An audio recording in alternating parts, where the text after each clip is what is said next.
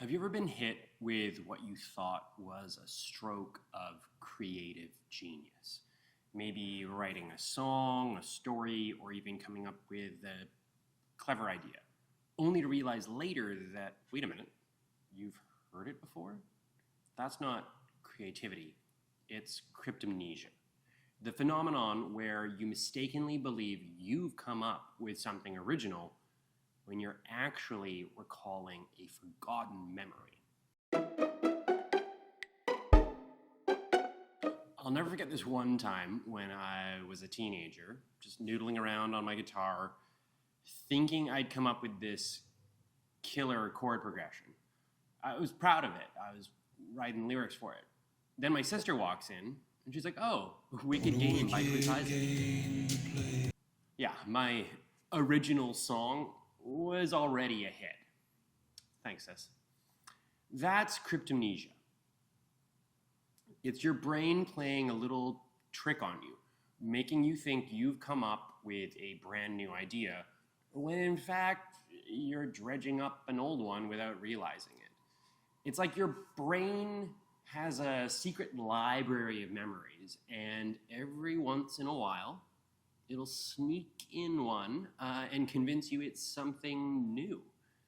But cryptomnesia isn't just something that happens to aspiring teenage guitarists like me. It can happen to even the most famous guitarists. Take George Harrison, for example. In 1971, Harrison released his solo song, My Sweet Lord, which went on to become a massive hit. But there was just one problem.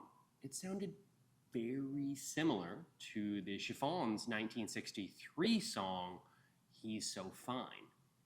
The similarities were so striking that Harrison was sued for copyright infringement. Now here's the thing.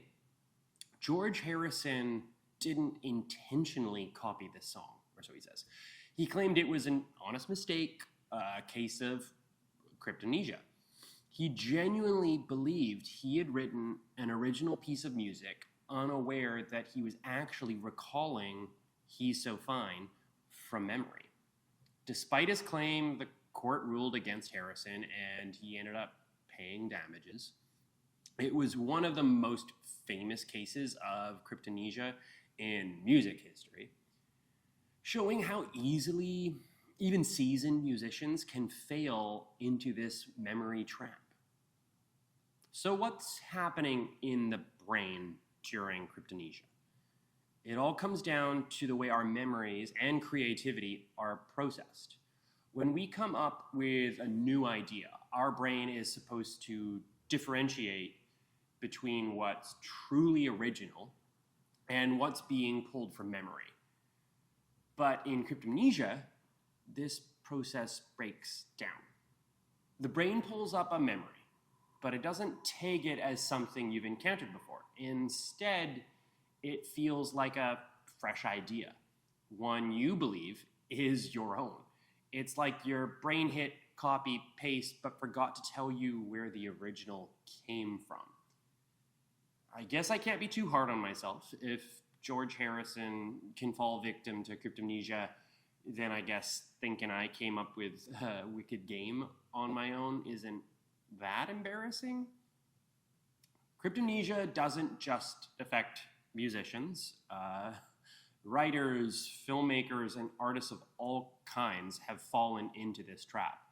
In fact, it's pretty common in the creative world where people are constantly drawing inspiration from things they've seen, heard, or read. But sometimes that inspiration gets mistaken for something entirely new.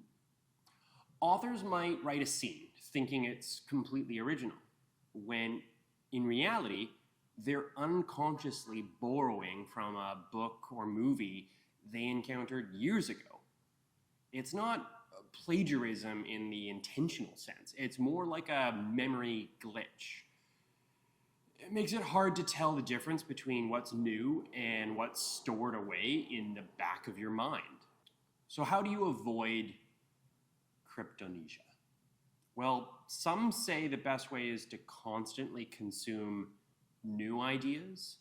The more fresh content you're exposed to, the more likely you are to create something original. But honestly, even the most creative people fall into this trap once in a while. George Harrison's case shows us that even the greats can stumble into cryptomnesia. It's just one of those quirks of the human brain, a reminder that our creativity is deeply tied to our memories, and sometimes the two get mixed up. Let's just hope this one's not another wicked game. So next time you come up with the next big idea in your head, take a moment and ask yourself, am I remembering something, or is this really brand new? And if you're not sure, well, at least you're in good company. Thanks for watching.